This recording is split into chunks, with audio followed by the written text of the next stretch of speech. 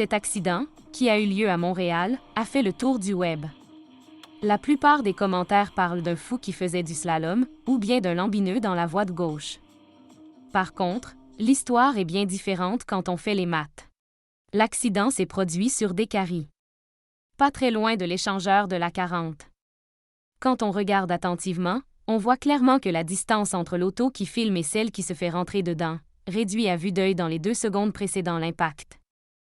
Une façon d'estimer la vitesse des conducteurs est de trouver des points de référence établis.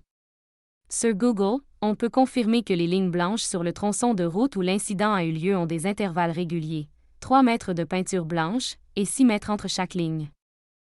Ici, avec un point fixe sur la vidéo, on compte 5 lignes blanches complètes, traversées en 79 images, à 60 images par seconde. C'est donc dire un total de 39 mètres en 1,3167 secondes. Sachant qu'un mètre par seconde est égal à 3,6 km/h, on arrive à une vitesse d'environ 106,6 km/h pour le véhicule dans la voie du centre.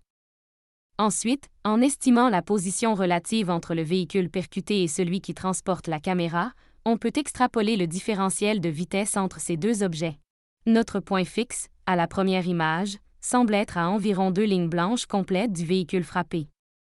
Environ 12 mètres. À la dernière image, cet écart a rétréci.